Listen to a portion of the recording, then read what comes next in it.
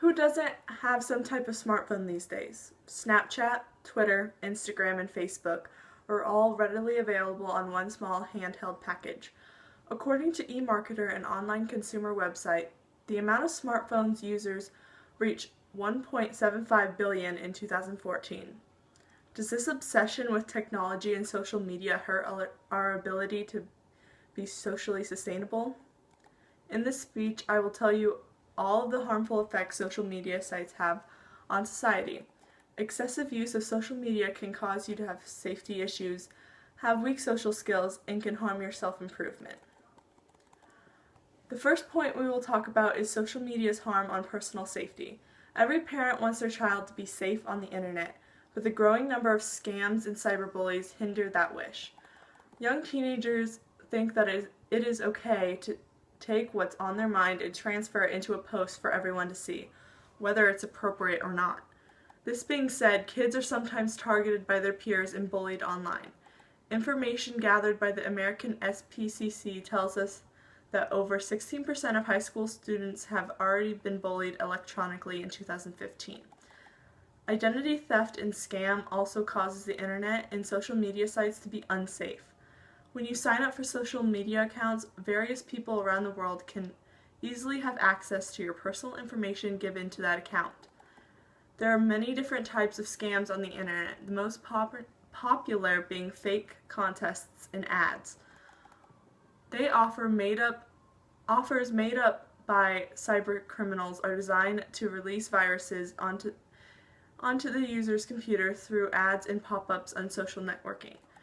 For example, the FBI website recorded a case like this on their website.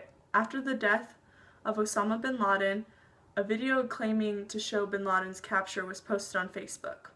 The video was fake. When the users clicked on the link to the video, they were told to copy a JavaScript code to their browser bar, which automatically sent the hoax to their friends and gave the hackers full access to their account. This happens more often than you would think. This leads to the leak of your personal information, which was once private. In some cases, even identity theft can be the result.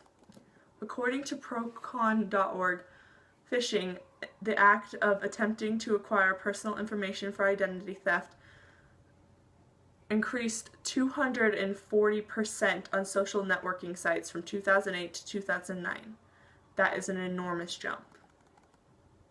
Advanced social skills are also being harmed by the excessive use of social networking and smartphones.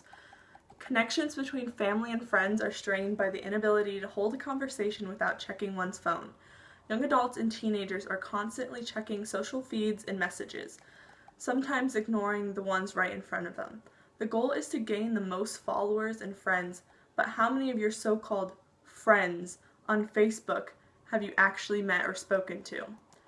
We add strangers on social media and allow them to become part of our lives without a second thought.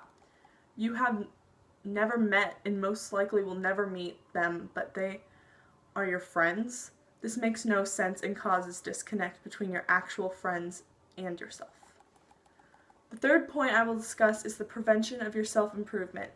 You should be learning and growing as a person each day by gathering information from online news sources and social media are mostly one-sided and can prevent you from learning the truth. Information is dumped into content farms like Answers.com and Ask.com. Questions on sites like these are answered by the public and are incorrect more times than not. It is true that there are scholarly articles posted online, but the amount of incorrect information is just as common, if not more common, to come across. Information online, especially on social networking, is swayed to a certain side, leaving out half of the story to persuade you one way or another. This also hinders studying habits and schoolwork. It is hard when you feel disconnected from the world, so teenagers feel the need to be on social media and the internet constantly, blowing off their schoolwork and studying to be on Twitter and Instagram. They fail school because they are on their phones during class. I have witnessed this firsthand in some of my classrooms. Students sneaking in text and scrolling through social networking while the teacher is giving a lecture. All these things seem to be important are just distracting them from the real importance of an education.